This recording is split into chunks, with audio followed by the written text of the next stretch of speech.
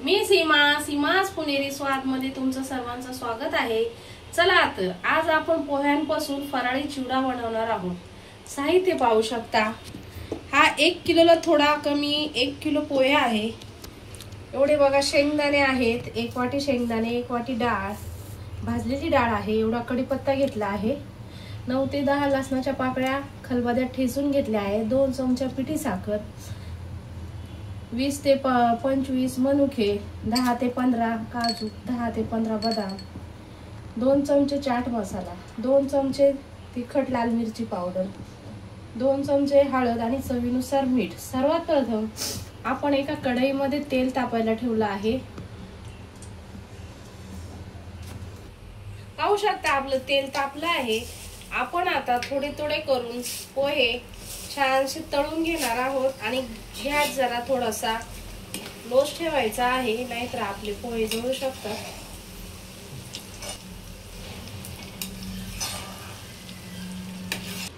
पाहू शकता थोडे थोडे करून अशा प्रकारे आपण पोहे भाजून तळून घेतले आहेत तेलामध्ये।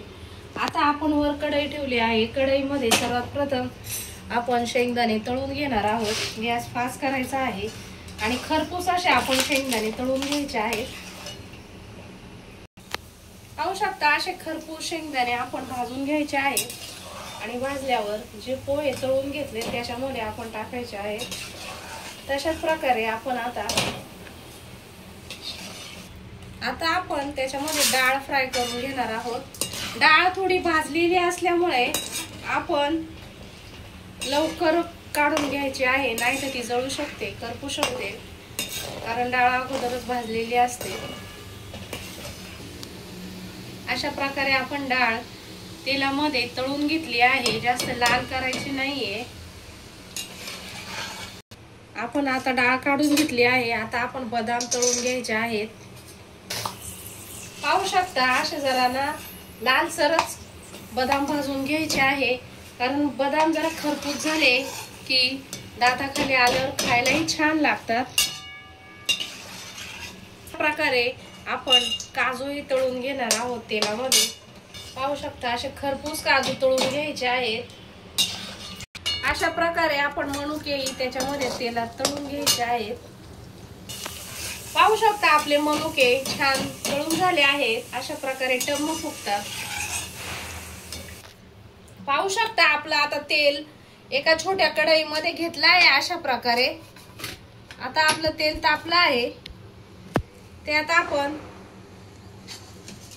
4 ते 5 हिरव्या मिरच्या कापून टाकणार आहोत। अशा मिरच्या तडतडल्या की त्याच्यामध्ये लसणाच्या पाकळ्या ज्या आपण ठेचून घेतल्या आहेत त्या टाकायच्या आहेत। त्या टाकल्यानंतर कढीपत्त्याची पाने टाकायची आहेत। छान अशी तडतडली की आपण त्याच्यामध्ये हळद, मिरची पावडर, त्याच्यामध्ये आपण मीठही ऍड करणार आहोत। पाहू शकता मीठ टाकलं आहे। आता हे सगळं मिश्रण आपण व्यवस्थित एकत्र करायचं आहे।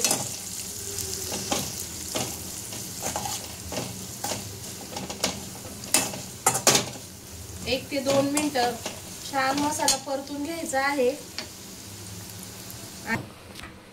पाहू शकता जे आपण तडका दिलेलं मिश्रण होतं मिरची पावडरचं आणि कढीपत्त्याचं, ते आपण याच्यामध्ये टाकून सर्व मिश्रण व्यवस्थित एकत्र करायचं आहे। आपण 2 चमचे पिठी साखर घेतली आहे ती ऍड करणार आहोत। 2 चमचे चाट मसाला घेतला आहे तो ऍड करणार आहोत। अशा प्रकारे आपण आता सर्व मिश्रण गरम आहे ते व्यवस्थित एकत्र करायचं आहे। पाहू शकता असा मस्त पैकी आपला फराळी पोह्यांचा चिवडा खूप खमंग त्याचा सुगंध येत आहे आणि खायलाही खूप छान लागतो, क्रिस्पी लागतो। पाहू शकता आपला फराळी चिवडा हा तयार झाला आहे खूप कमी वेळेत आणि अगदी आपल्या घरी असलेल्या साहित्यांमध्येच हा फराळी चिवडा सहज घरच्या घरी आपण करू शकतो। पाहू शकता आपला फराळी चिवडा छान असा तयार झाला आहे। बघू शकता आपला फराळी चिवडा पोह्यांचा घरच्या घरी किती सुंदर आणि सुगंध येतोय पूर्ण घरामध्ये। तुम्ही एकदा घरी नक्की ट्राय करून बघा। माझा व्हिडिओ आवडला असेल तर व्हिडिओला लाईक करा, शेअर करा, सबस्क्राईब केलं नसेल तर चॅनलला सबस्क्राईब करा। धन्यवाद।